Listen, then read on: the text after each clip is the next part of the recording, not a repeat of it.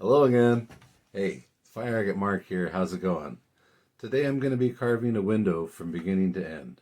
And I don't mean the stone because it's a window. So, windowed stone means that someone took the stone, carved the top off, sometimes, in some cases, carved the bottom off. I'll show you some examples as we go. This is going to be in installments because it always takes a while. So, when I get to the middle and I start doing the grinding, I'm going to be wearing my mask because I don't want to be breathing rock dust. This silica dust is nasty and it can cause silicosis. That's something you don't want. That's why I use a steady drip system, lots of water. It's also why I'm running the air purifier while I'm carving, and I'm really close to the stone. I don't need to be inhaling that. So as long as you're being safe and careful, it'll be a lot more fun because you'll last longer. Make sure you stretch your hands. Make sure you take care of yourself before you get started. And let's get to carving some fire agate. Like I said, this is going to be in installments. If you haven't already, please like and subscribe. That way you get notifications when I put out my next video. And if you have any questions, please feel free to email me as always at fireagatemark@gmail.com. And I'll put that link up there too. Anyway, let's get carving. All right. So here we have a bunch of different windows that I've acquired. I don't really like to keep windows. I like to do windows myself because sometimes people will make mistakes. They thought this was the top of the stone when actually that's the bottom. This is the top of the stone.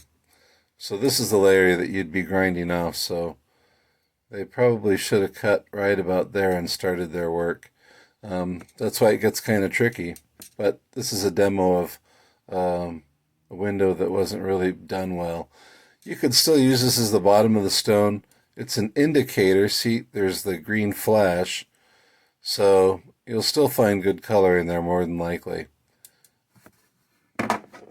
Now, having a window isn't always, with good color, isn't always a guarantee that you're going to find good color.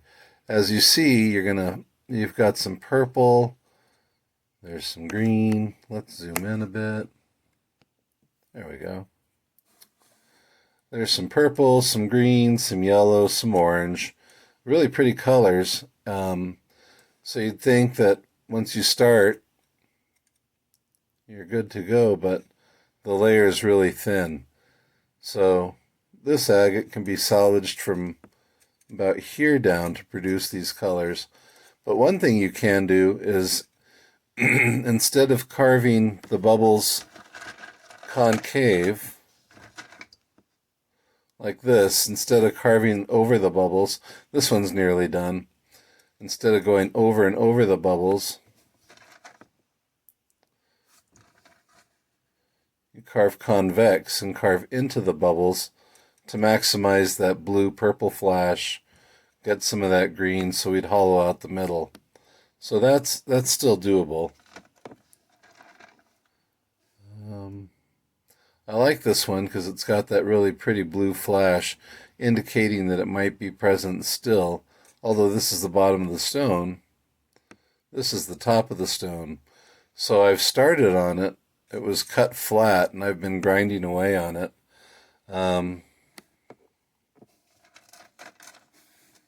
Here we go. Here's another windowed stone. See how it's smooth, flat, lots of chalcedony at the edges.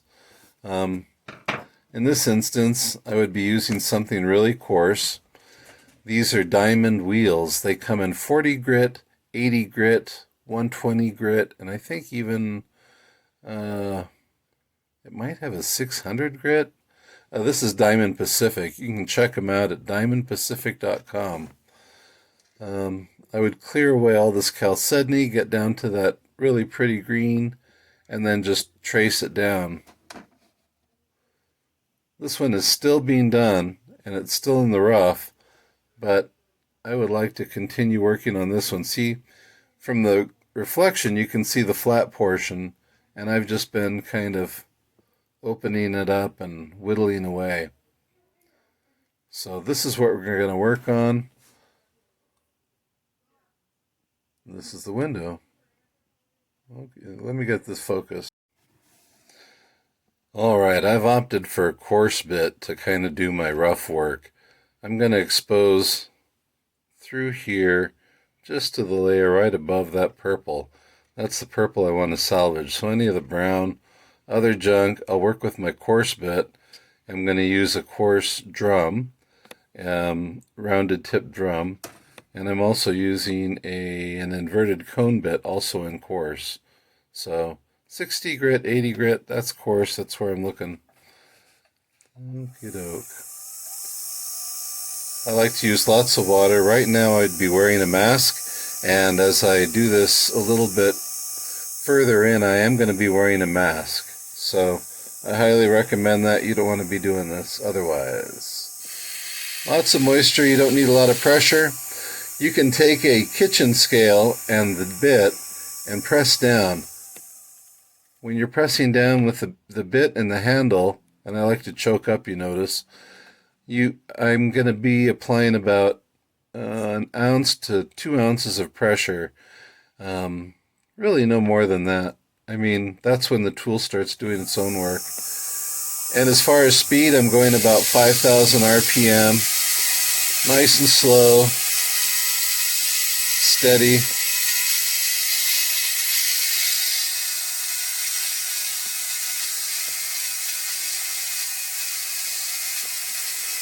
And I like to follow those valleys, those ridges, to expose that and open it up.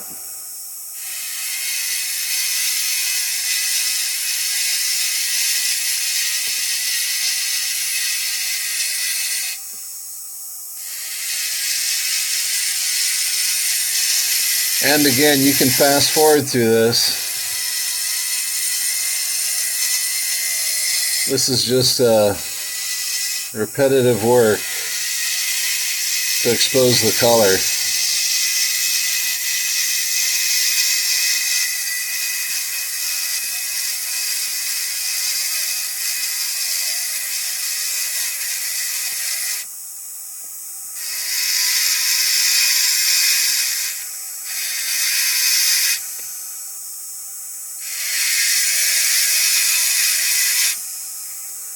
One of the things I do want to do is start to try to create those domes where the bubbles are happening.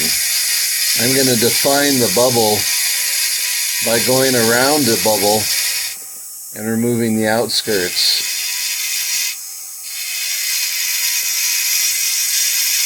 Nice, smooth, even strokes.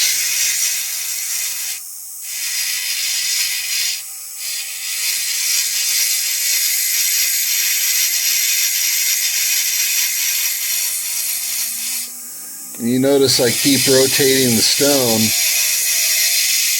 just to see if when the light hits it differently, if it's showing me something else. And I stay away from the brightest areas, well, because I'm using a coarse bit. For the coarse work, I just want to hit the dark brown areas until that bright is exposed.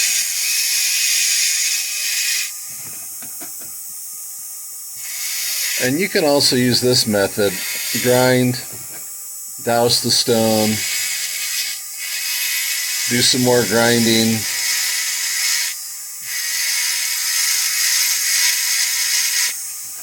Douse the stone. If you don't have a drip system, this is going to be your option.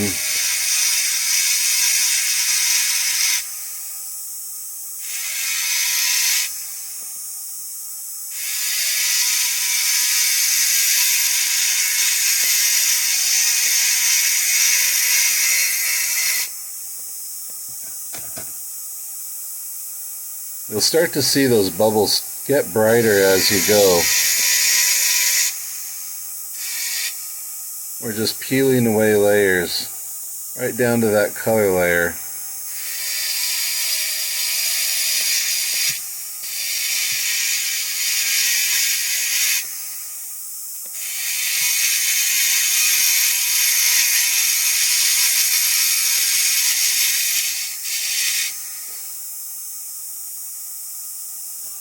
This one has a fracture, so I'm going to cut this bubble off. Yeah. And then this can be a small little piece otherwise. But I'm going to go ahead and cut this off now because it'll be easier to come in from this side as well. Just part of shaping the stone. So let me switch bits. Alright, for this one I'm going to be using a lot of water because I'm kicking up extra rock dust. I'm using a sintered diamond wheel. You can get these through mountainmist.com. Let's see, riogrande.com has these. diamondpacific.com has these. So a few different manufacturers, but they're not cheap. These are usually starting at about $25 to $75 a wheel with easy, light, gentle pressure, lots of moisture. These things will last. So let's just go ahead and switch bits. Here we go.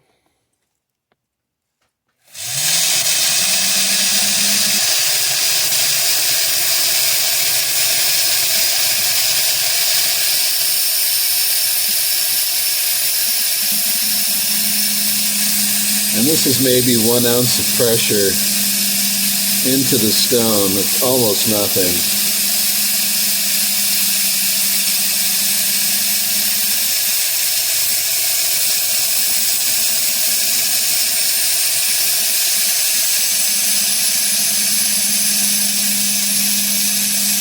Try to keep it even and not bending.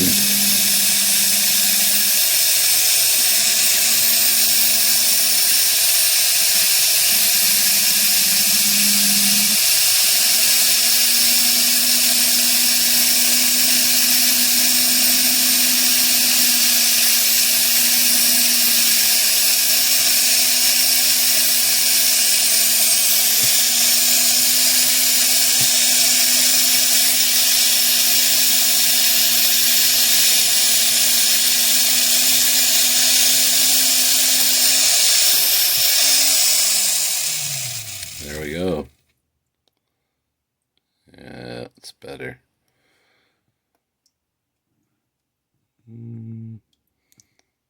Let's see. When you candle the stone, you'll see better. Yeah, this edge is pretty dead too, so I'm gonna take off that edge, this little nodule.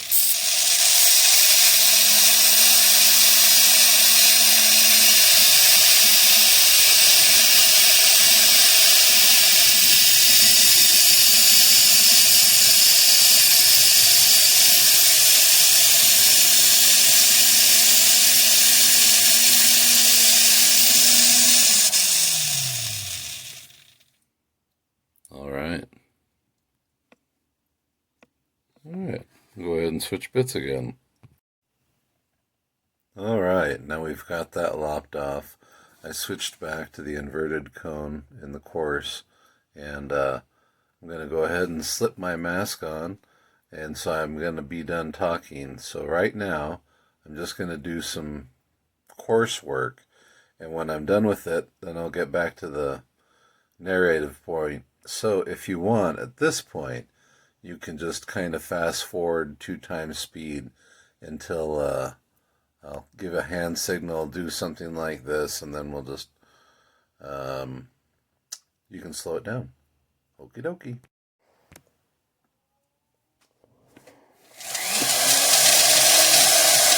You can increase the speed here.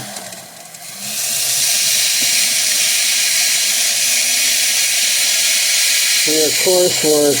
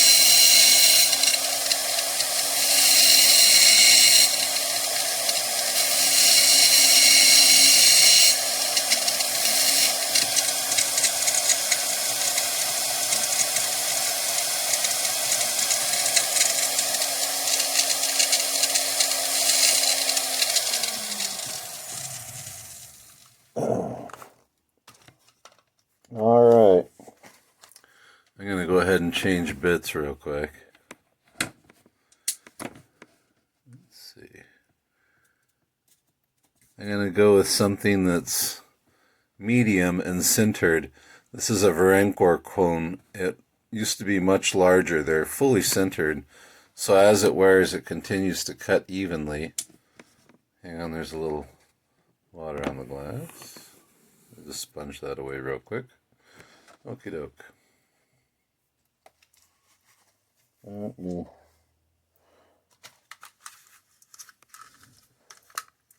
Back at it.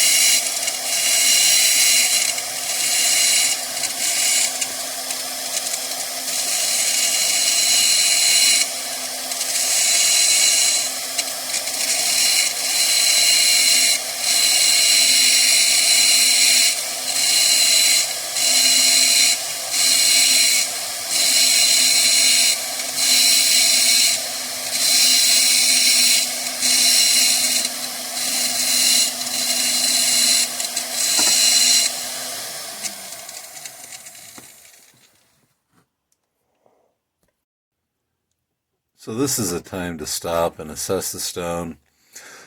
Take off your mask, stretch your fingers, stretch your hands, and see what your progress is like. You can kind of get a read of what you're doing, see if you need to go deeper.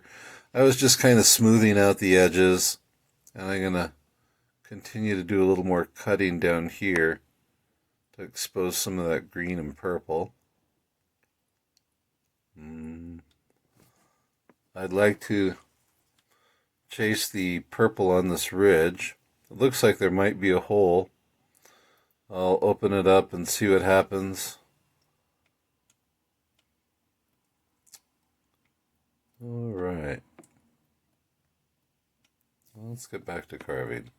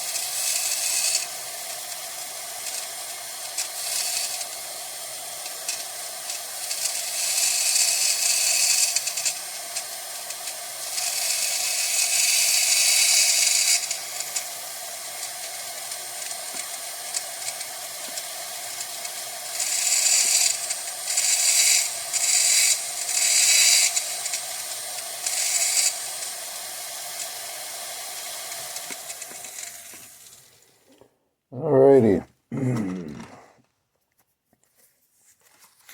I just want to get started on this video and let you see what I'm doing. And tomorrow we'll put some more work in. Alright. Thanks for watching Mark's Minerals videos. I really appreciate it. Anyone who hasn't liked and subscribed yet, please do so. Once I hit 5,000 viewers, I'm going to be doing another giveaway. And I've got some really nice stuff to give away. Alrighty. I hope you have a wonderful evening. Thank you, and take care.